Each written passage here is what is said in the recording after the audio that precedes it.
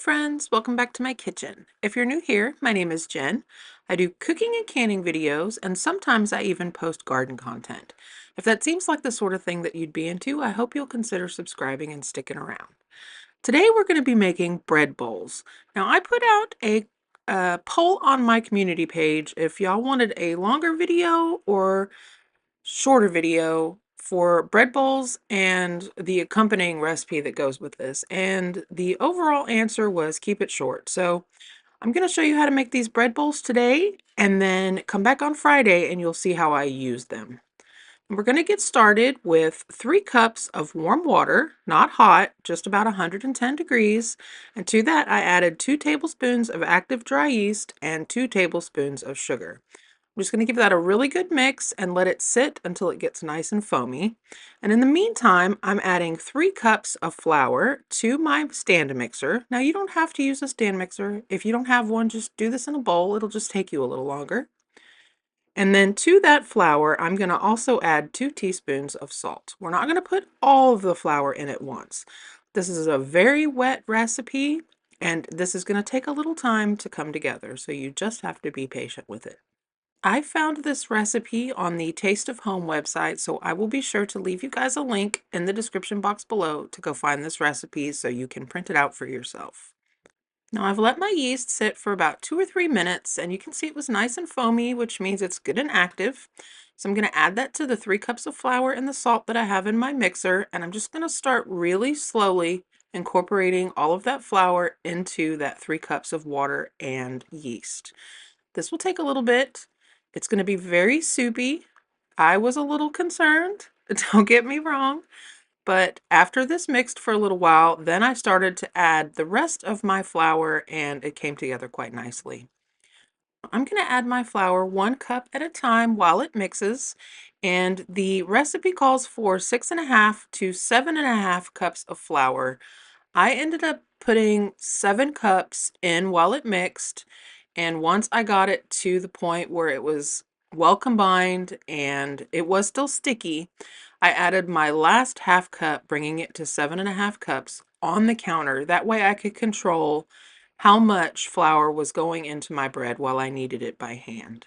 So altogether, this mixed for about 3 or 4 minutes as I slowly added more flour in. And at this point, you can see it is incredibly wet and sticky. I thought that it needed more flour, but once I got this poured out onto my countertop, I realized it was actually not that bad. It looked worse than it was. So just be patient with this dough. If it looks like it's still too wet, I promise it'll be fine. You don't want to add too much flour because then your bread is going to be really dry. So at this point onto my clean countertop, I added about a half a cup of flour, maybe a little more, but I didn't end up using it all. You'll see it was much easier to control the amount of flour going into my bread when I needed it here on the countertop than it would have been if I had taken it all the way to the end in the mixer. So I'm just going to scrape this really sticky dough right out onto my pile of flour, and I'm going to start to knead this by hand. You're going to want to knead this for about 6 to 8 minutes until it's very elastic, smooth, stretchy, and it has good gluten development.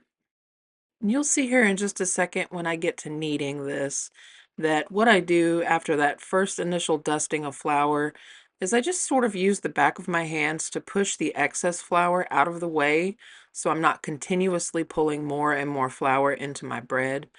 Then when it, gets a little sticky around the edges as I'm kneading, I can just pull a little in at a time as I knead it to keep it from sticking to the counter. At that point, you saw that I just dusted off the dough. It was because it had picked up a little too much flour, and I didn't want to put all of that into my bread dough. So just, shove the flour out of the way. You don't have to knead it all in.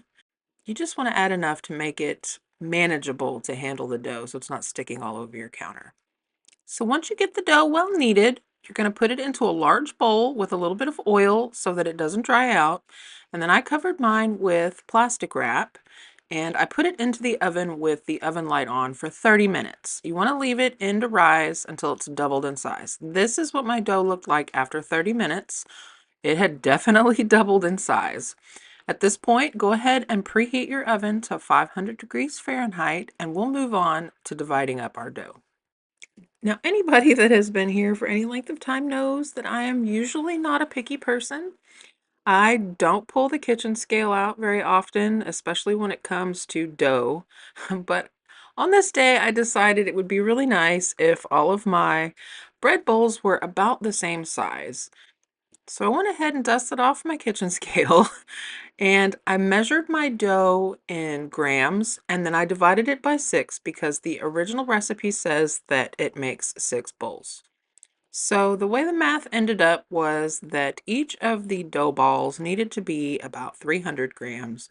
So I just started cutting pieces off of my big ball of dough and I just measured each one of those to make sure that they came out right around 300 grams. Some of them were a little less, some of them were a little more, but I just wanted them to be kind of close. Now, if you don't own a kitchen scale or you are not that pressed, just pat this out, squish out the air, and try to cut it into 6 even pieces. That works too. You don't have to be particular. Normally, I'm not fussy, but on this day, I was like, hey, let's just be fussy about it. So once you get your dough all divided up, all you're going to do is tuck the dough over on itself to form kind of a loose ball. And then using both of your hands, you're going to pull the dough on the countertop towards you. This is going to help make a really nice tight skin over the top of the bread so it's nice and smooth when you bake it. So just tuck it in, roll it over with the folded side down, and then pull it towards you on the countertop. While you're doing that, if you see any big bubbles on the surface of your bread, go ahead and give them a little pinch and pop the bubbles. That way it doesn't deform the outside of the bread. Now on a cookie sheet, I'm going to sprinkle some cornmeal. You're going to want to space these dough balls about 3 or 4 inches apart because they do spread out a little bit. So I just did 3 on each cookie sheet. If you don't want to use cornmeal, you can just grease your pan really well. I'm not sure about parchment paper because this recipe starts off at 500 degrees in the oven and your parchment paper might burn. Cornmeal worked out perfectly for me. They didn't stick to the pan and it left a really nice finish on the bottom of the bread bowl.